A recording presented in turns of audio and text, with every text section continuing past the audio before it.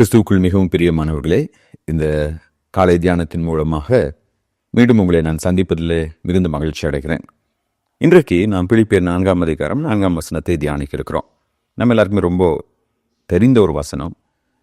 கர்த்தருக்குள் எப்பொழுதும் சந்தோஷமாக இருங்கள் என்று மறுபடியும் சொல்லுகிறேன். நான் சின்ன வயசுலே மனப்படமாக படித்த ஒரு வசனம் இது. இந்த வசனத்தில் பவுல் கூறுகின்ற சில காரியங்கள். முதலாவது, நம்ம யாருக்குள்ளார சந்தோஷமாக இருக்கணும்? கர்த்தருக்குள்ளாக சந்தோஷமாக இருக்கணும். எப்பெல்லாம் சந்தோஷமாக இருக்கணும்? எப்பொழுதுமே நம்ம சந்தோஷமாக இருக்கணும். நம்ம சந்தோஷமாக இருக்கும்படியாக அழைக்கப்பட்டவர்கள் என்று பவுல் கூறுகிறார். பவுல் இந்த நிருபத்தை தன்னுடைய சிறை காவலிலிருந்து எழுதுகிறார். இந்த நிருபத்தை எழுதும்போது குறைந்தது 3 அல்லது 4 வருடங்கள் பவுல் ஒரு சிறை அனுபவத்திற்குள்ளாக இருந்த ஒரு நபர். அதனால் மிகவும் கடினமான ஒரு சூழ்நிலையில் அவர் இந்த நிருபத்தை எழுதினாலும் அவர் சந்தோஷமாக இருக்கும்படியாக மக்களை கேட்டுக்கொள்கிறார். இது எப்படிப்பட்ட ஒரு சந்தோஷம்? என்னுடைய 2 பிள்ளைகள் ஏமி, ஹட்சன் 2 பேருமே வளர்ந்து வரும்போது ஏதாவது ஒரு சின்ன ஒரு பிரச்சனை, அவங்க சின்ன குழந்தைங்களா இருக்கிறப்போ 1 வருஷம், ஒரு 2 வருஷம், ஒரு 3 வருஷம் வரைக்குமே வைத்துக்கொள்ளலாமே, நாங்கள் ஒரு கூட்டத்துக்கு போவோம், இல்லை எங்கேயாவது போகிறப்போ திடீர்னு ஒரு சத்தம் கேட்டால் ஓடி வந்து என்னையோ என்னுடைய மனைவியோ கட்டிப்பிடிச்சுக்குவாங்க, தூக்க சொல்லுவாங்க. யாராவது புதிய நபர்களை பார்க்குறாங்க, ஏதாவது ஒரு பயம் அப்படின்னா உடனே வந்து எங்ககிட்ட தூக்க சொல்லி எங்கள் கூட அவங்க என்ன பண்ணுவாங்க, இருப்பாங்க. அப்போ அந்த பிள்ளை இந்த உலகத்தில் ஒரு ஆபத்து வரும்பொழுதோ, ஒரு கஷ்டம் வரும்பொழுதோ, என்னுடைய அப்பாவும் அம்மாவும் என்னை பாதுகாக்கிறாங்க. அதனால் என்னை சுற்றி என்ன ஆபத்து நடந்தாலும் நான் கவலைப்பட வேண்டாம். நான் எங்கள் அப்பா அம்மாக்கிட்ட போனால் போதும், அவங்க என்னை பாதுகாத்து கொள்வாங்க. அதுதான் பவுல் இங்கே சொல்கிறார். இந்த உலகத்தில் நிறைய கஷ்டங்களை நம்ம அனுபவிக்க வேண்டியிருக்கோம். நிறைய பாடுகள், எதிர்பார்த்த நிறைய காரியங்கள் நம்முடைய வாழ்க்கையில் நடைபெறலாம்.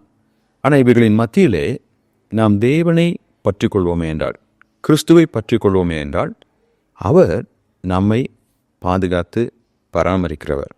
அதை உணர்ந்து கொள்ளும்போது அவருக்குள்ளாக நம்ம எப்படி இருக்க முடியும்? சந்தோஷமாக இருக்க முடியும். ஒரு முறை நான் கட்டு மரத்தில் கடலில் பயணிக்கிற ஒரு அனுபவம் எனக்கு கிடைத்தது. இப்போ நாங்கள் கரையோரத்தில் நின்றுட்டுருக்கிறப்போ அந்த கட்டு மரத்தை ஓட்டுறவங்க, வரீங்களா, நாங்கள் உங்களை உள்ளே கூட்டிகிட்டு போகிறோன்னு சொன்னப்போ எங்களுக்கு ரொம்ப சந்தோஷமாக இருந்தது. கட்டு மரத்தில் போகலான்னு சொல்லி. ஆனால் அந்த கட்டு மரத்தில் கடலுக்குள்ளார போகிறப்போ ரொம்ப பயம். ஏன்னா சீறி பாயும் அலைகள், இங்கே கீழே குனிஞ்சு பார்த்தீங்க அப்படின்னா கடலை உங்களால் அனுபவிக்க முடியும். கொஞ்ச தூரம் போனோடனே பயம் வந்துடுச்சு. ஏன்னா எனக்கு நீச்சல் தெரியாது. ஒரு கட்டுமரம் தான், கவிழ்ந்தால் என்ன நடக்கும்? அப்போ அவங்க திரும்ப கரைக்கு கொண்டு வந்து விட்ட உடனே ஒரு பெரிய ஒரு நிம்மதி. அப்பா கரைக்கு வந்துட்டோம்ப்பா அப்படின்னு சொல்லிட்டு.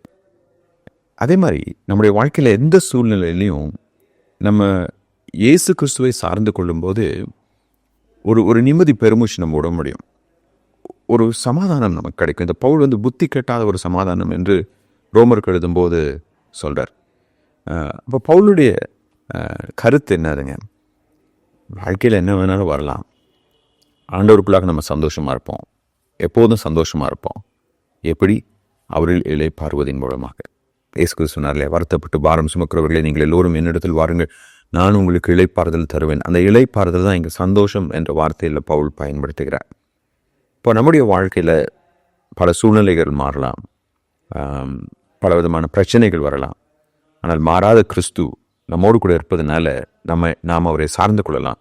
அவரை சார்ந்து கொள்ளும்போது நமக்கு ஒரு சமாதானமும் சந்தோஷமும் அமைதியும் கிடைக்கும். அப்போ கடவுளுக்குள்ளாக அந்த அமைதியை நீங்கள் அனுபவிங்க என்று பவுல் நமக்கு அறிவுறுத்துகிறார்.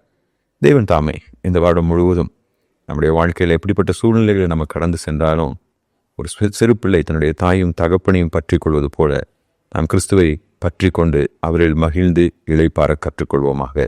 ஆமென்.